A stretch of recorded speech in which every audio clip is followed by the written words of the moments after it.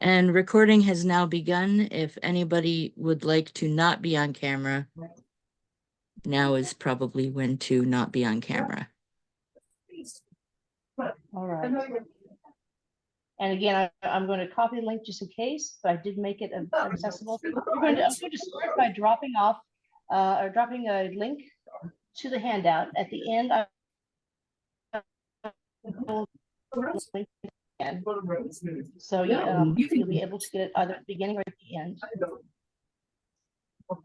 Now I hear somebody has a little bit of background noise.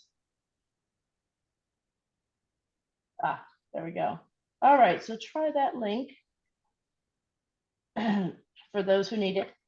All right, I'm going to get started again. Hello, my name is Willoc McMurray. I'm a laurel in dyeing. Dyeing is my primary hobby. Pigments is a secondary to reduce the number of jars in my backyard. I've learned how to turn my leftover dye stuffs into pigments. Hopefully before I lose the label, sometimes after I lose the label. More useful if you know what it is that you're turning into a pigment, but you know, color's color. So this class, we're going to go over how to make your own Glair, watercolor. It actually also applies for tempera, a number of different gouache. Once you have a pigment, you can do so much. I've seen this before. If you get a pigment, the first thing to do is not to mix it. The first thing to do is set that pigment aside. And when you're ready, you can mix up exactly what you need. You are no longer limited to what is available in stores and online. You now have your control over your own color. That's what's so exciting about it. So I'm going to share my screen. I think. Try to share screen.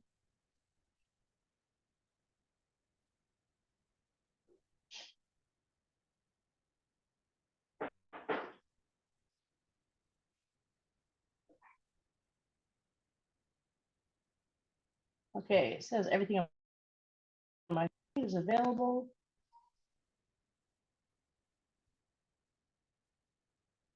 So we've got Glair from Pigment. Okay. There we go. So let's start with some definitions. So when we talk about tempering our paints, that's when you mix that pigment with a binder. The pigment is just the source of color. That's why I say when you get a pigment, you don't have to immediately turn it into a paint. You can set it aside and you can turn it into multiple different types of tempered paints by putting with different binders. There's different sources. There are minerals, there's stone, there's clays. Some can be hazardous. Be careful if you use them well-ventilated area or wear a mask. Don't breathe lead, although lead tends to have the most effect on small children. Us older folks whose brains are already starting to decline, we probably won't notice, but it will stunt the growth. Be careful. Don't eat them. Don't lick your brushes. We know that. There's also some organic-based ones. I mean, cochineal, redwoods, indigo, things like that. Your binder, again, that's the medium that fixes the pigment. So, and we're going to talk through a number of them and what they do. Okay, so gum arabic is one that you hear a lot about. There's egg whites, egg yolks. There's different oils like linseed oil, so forth. So different types of tempered paints, and this I found fascinating.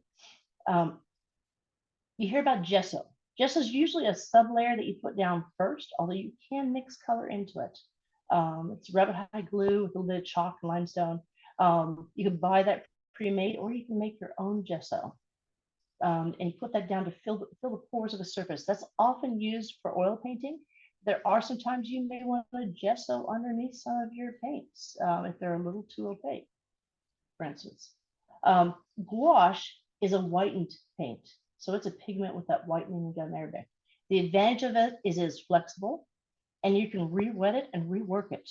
So the bad news is put it in a rainstorm and you've got a problem. The good news is if you make a mistake, you can pick it up and move that paint. So it's really flexible that way. And if you can blend color into it. A watercolor is just that pigment with gum arabic. In theory, it's one without any of the whitening. Although if you take a good gouache and you let it dry and re-wet it, you can get a watercolor effect from it.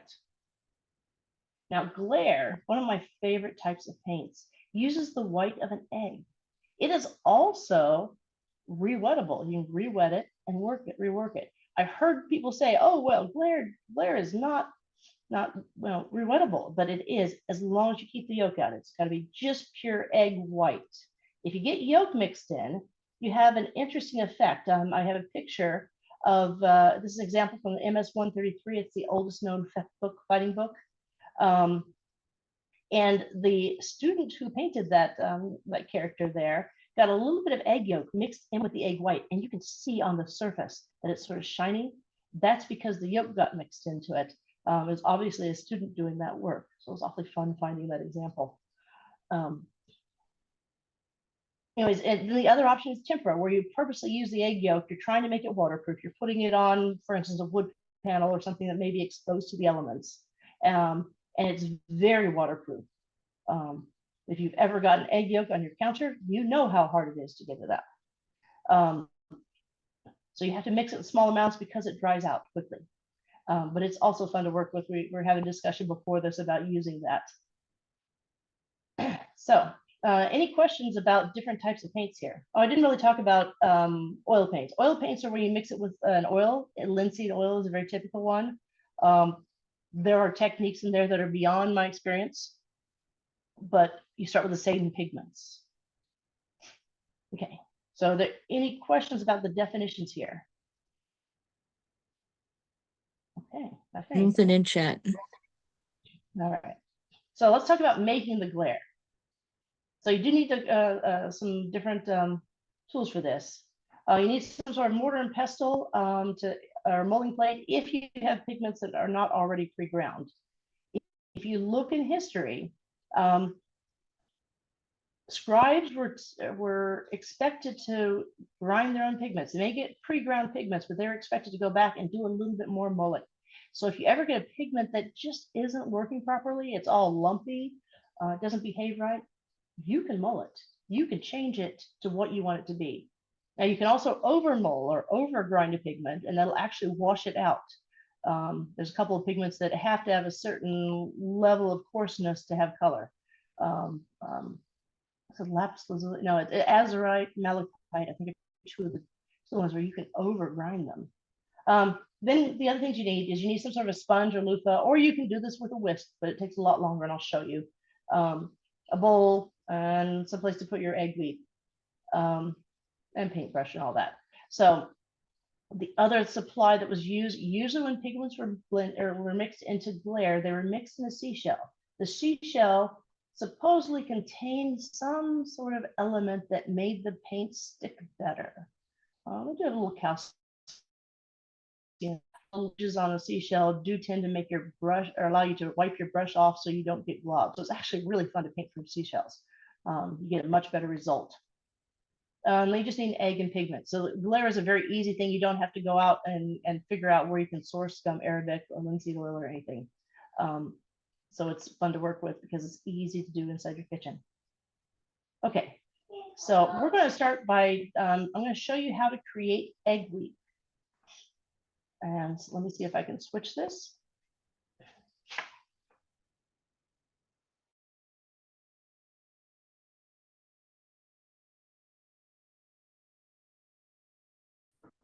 Back to self sharing. There we go. And hopefully I'm pinned. I'll set you back up.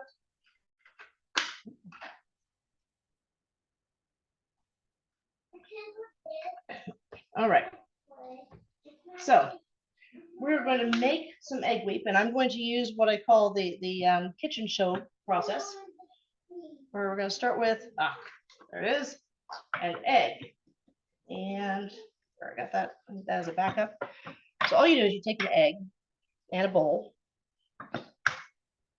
Everybody has their own favorite method for sorting or separating egg from yolk. The important part is do not break the yolk. So I'm doing this on the camera. What could go wrong? By the way, if you save the eggshells and let them dry out, that is a source of chalk. Dyers who need chalk, that's free chalk every time you have an eggshell. It does take a lot of eggshells to get a large amount of chalk. But come on. Wow, that one's a special one. Separate, separate, separate. If you want to save the egg yolks for other use later, put them in a container and put some water in it. They'll sit under the water and you can use them for cooking or whatever else. We were just talking to, I'm sorry, I didn't get your name, a lady earlier about making tempura, where you can take the yolk. Margareta, thank you. You can take the yolk, you can also store it and just blend it with it. But I'm just gonna put it in a little container with water. So I've got white, I've got yolk. You saw they did not blend. So I will not have the terrible mistake, this terrible mistake that happened from on the MS-133. And now you can either whisk it into a full froth, or the quick and dirty method is you take a sponge, a sea sponge or a loofah. This is a loofah that I've chopped up for this. And now this isn't good for when you're cooking, but for what we're doing, and you see how it's breaking up the egg proteins.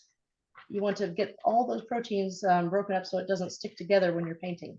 And that is the purpose of this. You froth, froth, froth, and literally you can turn that entire thing in a lot less time than whisking into some pretty stiff peaks. Yeah, switch through. There we go. I wish we could use this for cooking because this is so much faster and very messy. So if you have, apprentices or young children who like doing this, feel free to have them do it. Anyway, so you get it really, really frothy so there's nothing left. And then you let it sit overnight. This is where I get to do the cooking class trick. I'm going to wipe my hands off real fast. And it will separate out. So you have this thin layer at the bottom. The stuff on top is useless. Just take it off. The stuff on the bottom, pour into a small container. And that you can use. That's your egg meat. It's all broken up. I pour it into a small eyedropper container. And this is where we get into a discussion about cleanliness of it. Some people say only use fresh. Others say that if it's allowed to sit for a while, it actually gets better. It does tend to smell a little bit, but if you want to be alone in a room, this is a really good way to do it. If it goes moldy, throw it out. Okay, that's different than having sat for a bit. This is about a month old. I taught the class about maybe 2 months ago.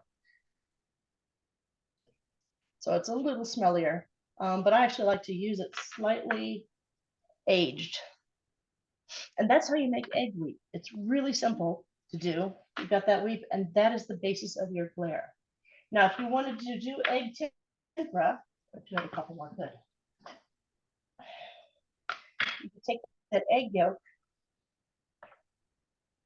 and you could prick it and literally, if I can make this work, pull that little skin off.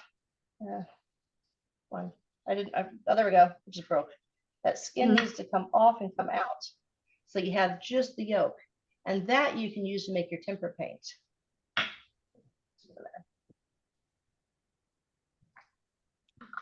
Question, should we refrigerate for it to last longer? Yes. I'm sorry. The Glair, you can. It will probably make it smell less. I have refrigerated it. I've not refrigerated it. I don't keep it for more than about a year. I make fresh because I teach a class and it's time to throw it out and get fresh. For tempera, I recommend refrigerating. Yeah, definitely in sealed container, because that will dry out and you will have, well, a jar that, or a bowl that has egg yolk stuck on the bottom. And we all know how fun that is to get off. So that's how you make your Glair, or your basis, your binder for that. In my handouts, let's sit overnight, we're good. Okay, so let's talk about pigments. At that point, you want to know what type of pigments you can use. Well, I've got them separated into a couple of different settings. So I'm going to actually jump back to my handout and show it to you.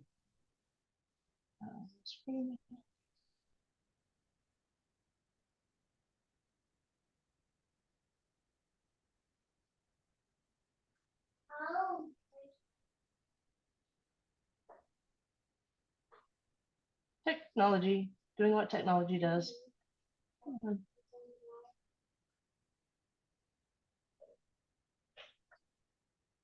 Oh, Here.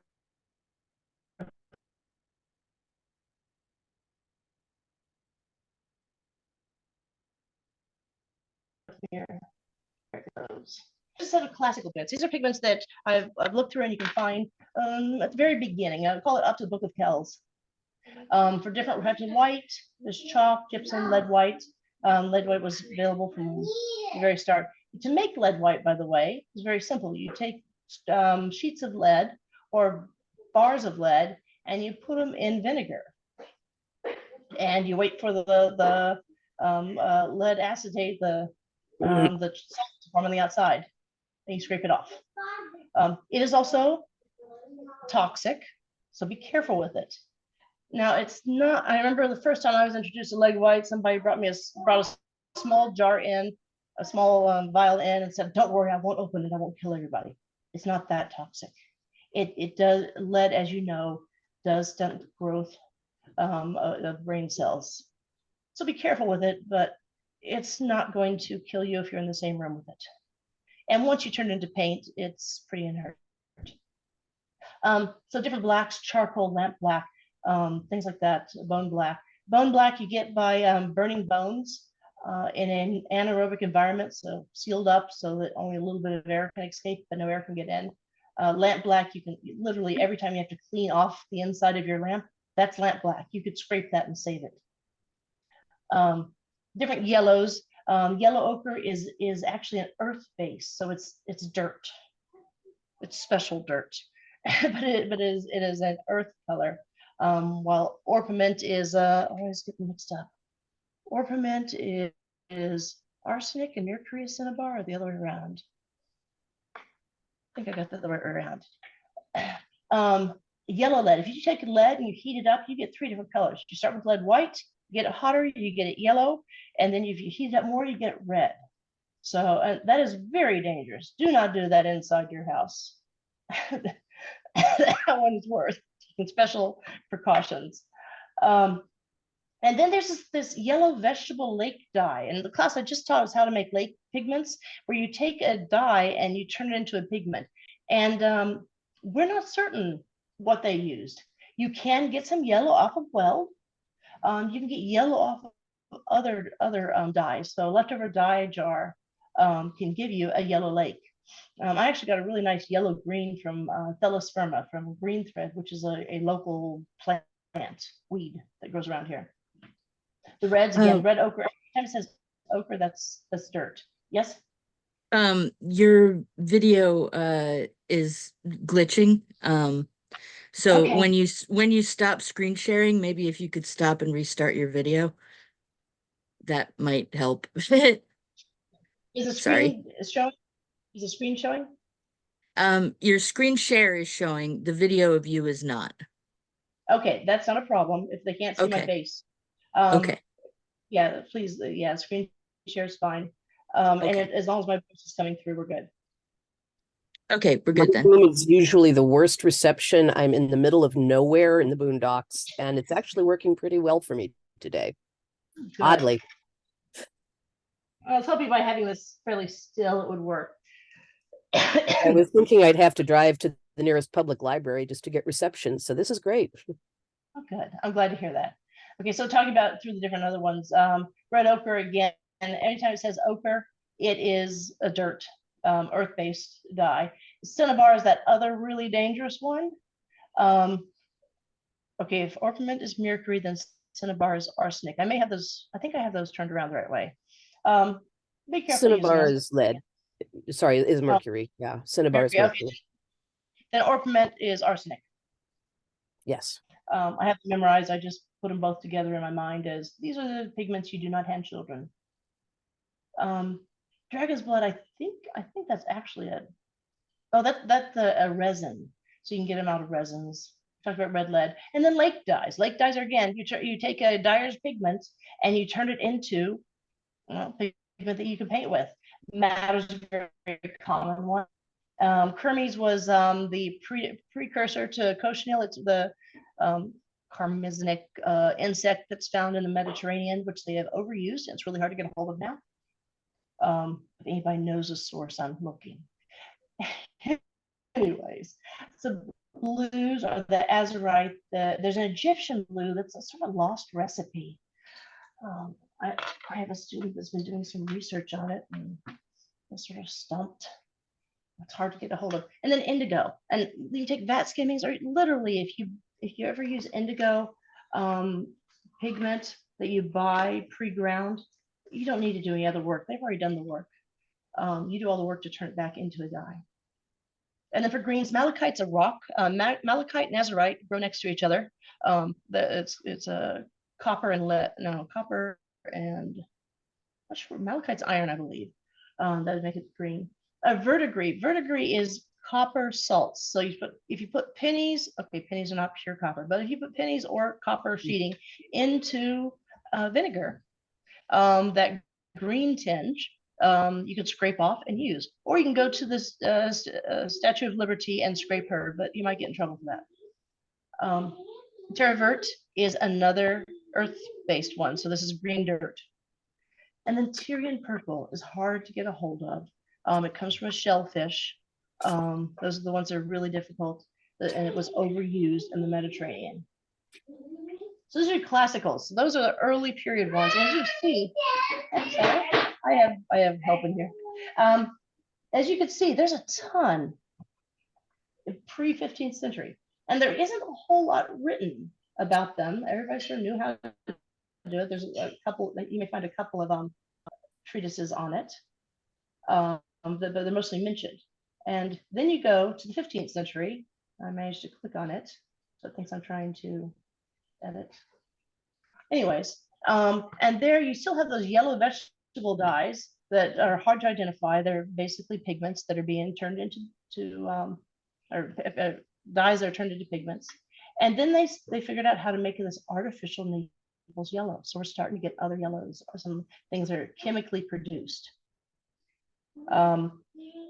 Also, we had trade with the Orient, or trade coming across the Silk Road. So the stick lac was coming across from there that was being used for dyes and used for pigments. An artificial vermilion was created in the 8th century. Very excited to get that. And then you got your Crimson Lakes again, your cochineal and Brazil wood from the New World. Or it would also have been shipped from India. Brazil wood was known in India. Your blues, you got your azurite, and you got ultramarine from Russia. Or you could use lapis lazuli as a cheap fake ultramarine. Ultramarine was super expensive, very hard to get, very expensive, because it was shipped in from Russia. You'll see why we use it all the time in a moment. It got cheaper. Greens, you got your malachites, your verdigris, your terre verte, that's the earth base. And there's a recipe for verdigris in pine balsam, of all things. So verdigris that's been captured in pine goo. And then we go to some modern ones that we use. So we've started taking, instead of using lead white, we use zinc white and titanium whites, titanium dioxide, as our substitute for lead white now. They mostly work the same. Zinc works well for mixing, titanium for over the top. I think I got that in the right order. Somebody correct me if I'm backwards. However, there are times when the lead white just gave you such good coverage. So sometimes it's worth going back to the old method, even with the hazards, and trying it out. Because we have not found a modern substitute that really works as well as lead white. Almost as good, but not quite. Yellows, you start seeing the chrome yellows and cadmium yellows, and you start getting a lot of the Mars colors. Blues, you get those German blues, cobalt blues. Ultramarine, they figured out how to make ultramarine artificially. So suddenly it went from, oh, I wish I could afford more, it's such a gorgeous color, to, oh, well, this is no big deal. We can all get it. Cerulean blue, and so there's a bunch of blues in there. And the greens, you got the viridians, the cobalt greens, and the green bise. So those are the different pigments you have to play with. Okay, I actually talked a little bit on the next one about where to get them from. So remember I said save those eggshells? Pure chalk. That's a pure chalk that you can use. You can also grind up gypsum or burn the bone to a white ash. That's with lots of oxygen. No oxygen turns it black. Yeah, I talked about some of these already. Azurite, that's the one you can't grind too fine. Yep. And I've actually tried some other things. If you ever want to try one that really doesn't make a pigment by itself, a trick I found is grind it or dye rice with it and grind the rice up, and the rice works as a backing. It's a little crazy. I wouldn't do that on a little scroll. Okay, so I'm going to actually show you some of these examples. I do have some sources in here and some different places you can get these from. Natural Pigments is one of my favorite places to get stuff from. They have great articles. But I'm going to jump out of this now.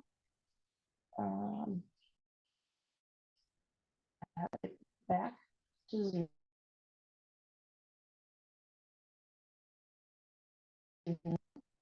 And stop sharing. All right.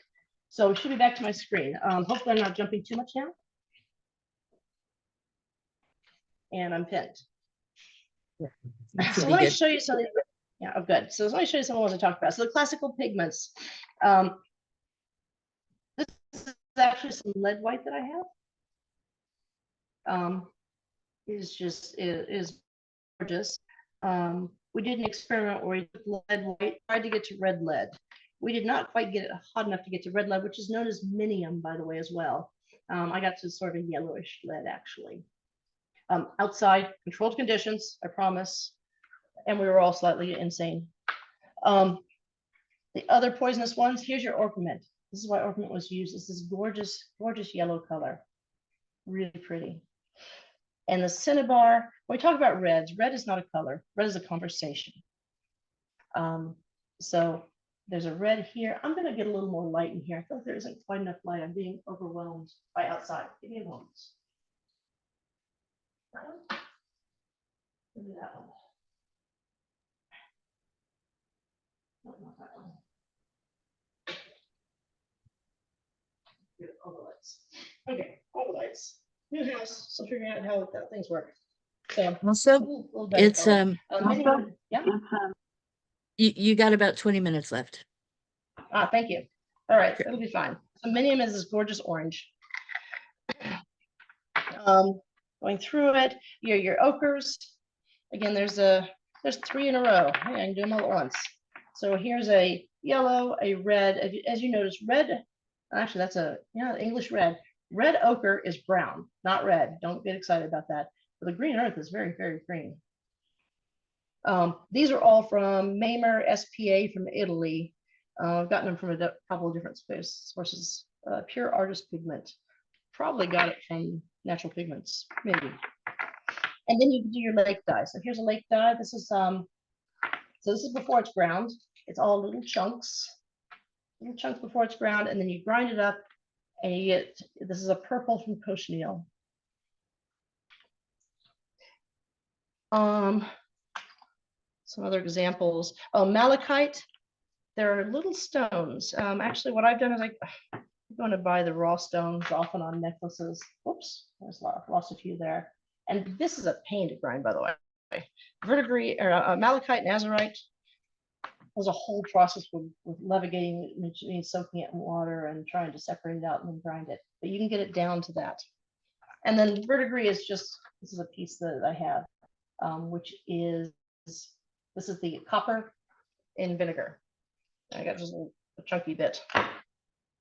Probably also not good for your skin, but I'm a dyer. Okay, so those are some of the earlier ones.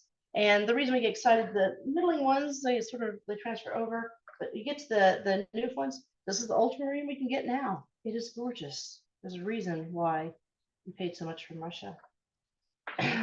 Well, actually, this should have been on the other side. It's a color you can get from madder. You can get pretty red ones. I tend to get more pinkish rose when I do my madder lakes, which is also really pretty and found in places. But then you get to the Mars reds that were just, you had to go to modern techniques to get some of these colors. Okay, let's talk about the steps of mixing it. So I'm actually going to go through the mulling. We're going to use a lake pigment though. So I'm going to take a little bit of the cochineal and let me see if I can tilt this down. All right.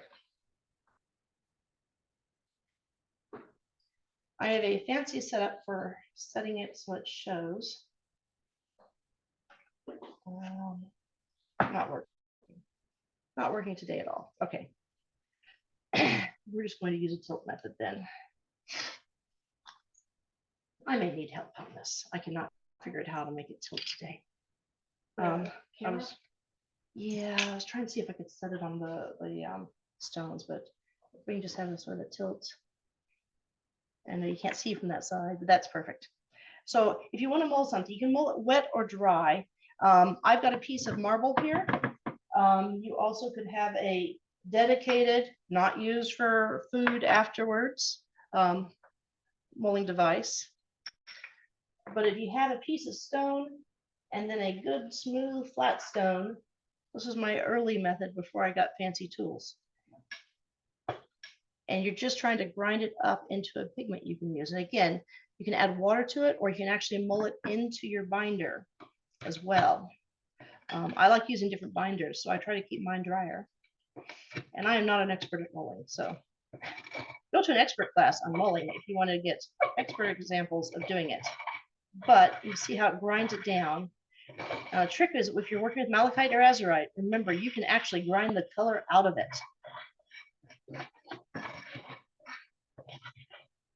You see already it's turning into a better pigment for mixing. And as artists, you really should learn to control your own raw materials. So you can buy the pigments, but don't expect them to come perfectly for what you need to use them for. So you see how it grinds up fairly quickly there. Lake pigments are very nice. They're already ready to be ground. And then if you take that and put it in a shell, scoop some into a shell, and take that egg weep. I'm just going to use fresh egg weep today because I have it. I should pour it off into a jar. I'm going to just reach down below, get a little fresh. Ooh, that old egg weep smells into there. Oop, and I should have had somewhere I've got.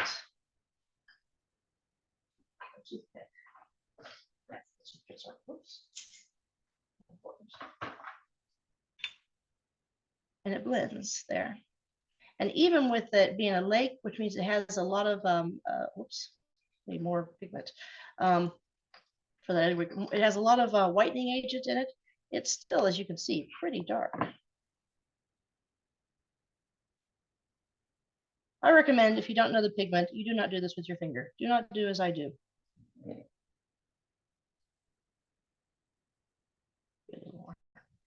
And a little bit of pigment goes a long way. Once this, the good thing about using egg weep to make a Glair is once it dries, you just add water and you use it again. And mix up in the shell. That looks like it. Maybe I should have ground that a little more. You can tell if the weep has a little bit of protein in it because it tends to move with it. But you have a mixed one. And if you had a little picture to paint, a paintbrush. Literally. So that's where the shell helps you. If it doesn't run away from you, that little edge actually helps. And see, you can tell that there's, I probably should have ground that a little bit more. I could also add some water and thin it out. Yeah, that one's being. I could not use my drinking water.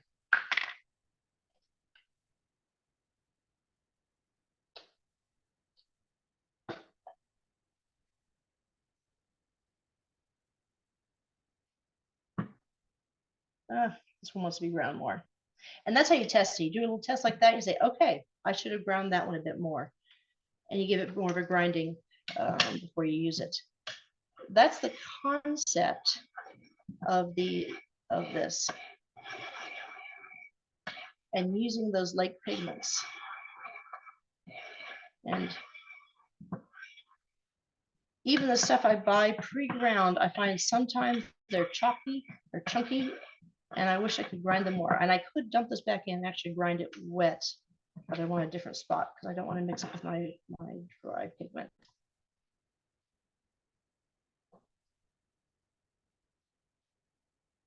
And how are we doing on time? Oh, we're doing great on time. Good.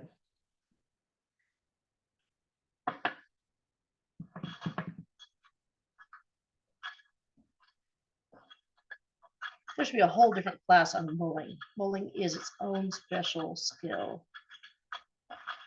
Everybody's mold paints.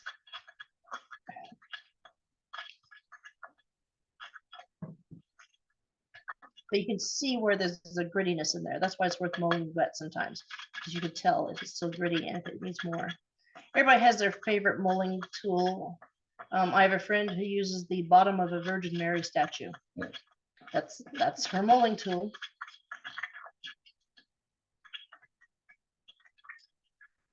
So, you see the color's getting better already, just from grinding it. Okay, I'm actually just going to paint directly from the stone. See if I got a better result. I'm going to erase this. Not in my watercolors. I'll drink it again. So, do not drink your paint water. So at that point, see, it's already getting better. I could mull it more and get better color off of it, but you can see already it's behaving better than it did originally. I could probably rinse and show an example of the previous one. It had a little bit too much in it. I cannot do this up in the air. You can tell the difference, whereas it was getting chunky, it wasn't really coming off. To just a little bit of grinding, and already, there we go. That's the other side had a little bit of grinding done to it. And that's the basic concept of it. Again, these, as the Glair, as it dries, if I needed to, I could pick it up and I could move it. It is water, it re-wets real nicely, water-based. You can move it around, make it thinner. And then as this shell, I can just literally save it and reuse it. I have a box full of different shells that have different pigments in them that can be reused. All right, so I'm going to go to the resources and see if there's any questions. Thank you. Are there any questions? There are none in chat as of right now. Okay, are there any questions for people online?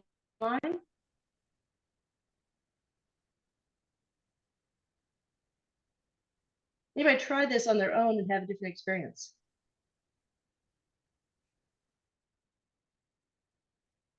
Oh, actually, I had a question. What did you mean by when you said grind it, test it? What did you mean when you said that you can grind the color out of something? Okay, so there's a couple of different pigments, which the size of the particle is what gives you the color. Malachite, azurite, those are two that I know of, especially the azurite, which is a really pretty light blue. And the more you grind it, the lighter it gets until there is nothing. Ooh. So Okay. you have to be careful not to overgrind. That's why it's really, yeah, it's very sad when you've done all that work and discover that there's nothing left. So here's a bibliography. If you grab my one online, you can see it, a number of different sources that talk about paintings, different methods of painting, different colorants. Oh, there's a question. I know. Yes. Edith asks, do you find any difference with the age or freshness of an egg before you separate it? Well, assuming it's not bad, the main difference that you usually find in eggs based on age is the yolks tend to be a little more runny. Also, the store-bought eggs are more runny. You get brighter yolks and runnier whites. Sorry, runny whites from homegrown chickens. So it's newer eggs, I think. But that's more of a cooking question. By the time you get to here and you turn it into wheat, nobody cares. As long as you've broken up all of those protein binders. So over froth your egg. I maybe did a little too little frothing because it looked like there was a little bit of protein left in it binding it. That's why it was sort of sticking and moving. But grinding it, molding it, fixed that problem.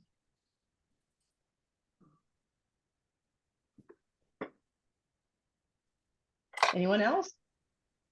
Oh, I have one in the room.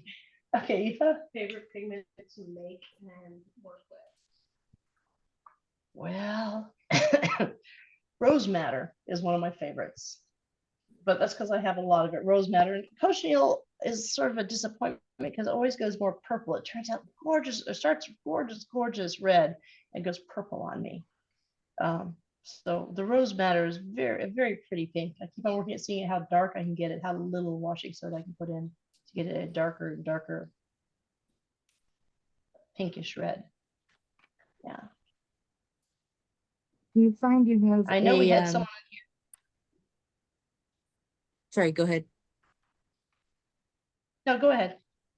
What were you saying? Do you find you have a problem with light fastness with the rose madder? Yeah, I have not had a problem. I know there's some concern. One of the things that we have to realize is that we look at light fastness and we say, oh, look, these documents from the X century have faded. Yeah. So our modern ones must be better, except our modern ones have only been around for less than 100 years. Yeah. Are we certain that they're any better at this point? There are some tricks I'm trying to remember. There are some tricks for making rose madder last better. To have fastness. Some of the different treatises, there's some online discussion about that. So some methods and additives that you can do to it, or I think a glaze you can put over it. So it's a dyer's trick. If you want a better red, you mix a couple of reds together. That way with the one that fades, nobody notices.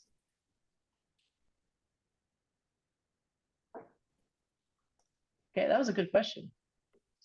I didn't think about putting my research in there. I've got to pull it back up and add it in. We know that there's the yellow lakes. There is some fading. Actually, those are dyes. I'm not sure on the pigments as well. There's pigment issues too, I think. On the dyes, there's the question about how light fast yellow dyes are. They're the examples of the green horses that we think were slightly different color when there was more yellow in them. Is it very difficult to get it working again after it dried for a long time? The Glair, Nope. the No, you pigments. just add water. You just add water to it, and if you're using the egg weep, if you use egg yolk, forget it. Once it's dry, it's dry. But egg weep, the white of the egg, it re-wets just fine. If you look at the early period manuscripts, they almost always use the Glair. At some point, I need to find the exact date or century, it went over to using more gum arabic. And at that point, there was a smear campaign done on Glair, where they said, oh, well, Glair isn't as good, it might crack, etc., etc. And we all should use gum arabic.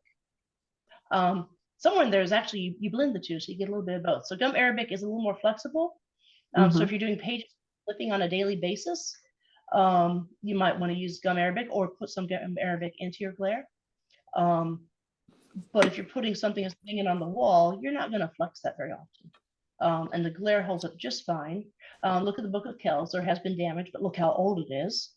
I hope I look that good when I'm that old.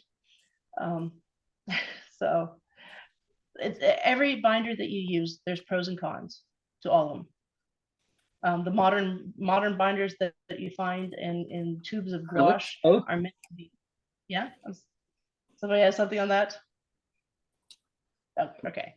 The modern gouache tubes that you find that you buy have preservatives in it so that it won't go bad while sitting on a shelf. We'll see how that holds up in 1,000 years.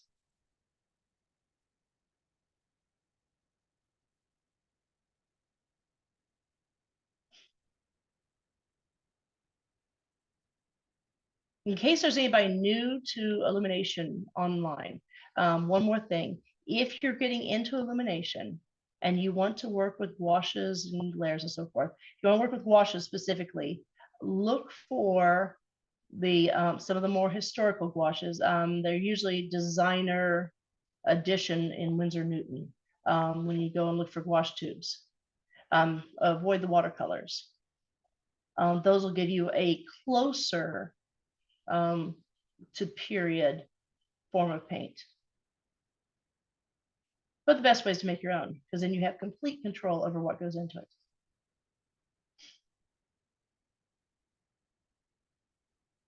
Okay, I think everybody has time to look at my email. Close that up. Stop the broadcast. Oh, screen sharing ended anyways, so we're good.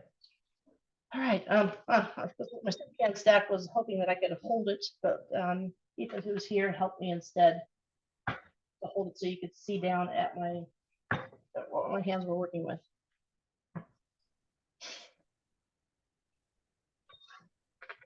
Let's see. Were there any other questions? Anything in chat that I missed? 33. Oh, actually, there was an interesting experiment that was done.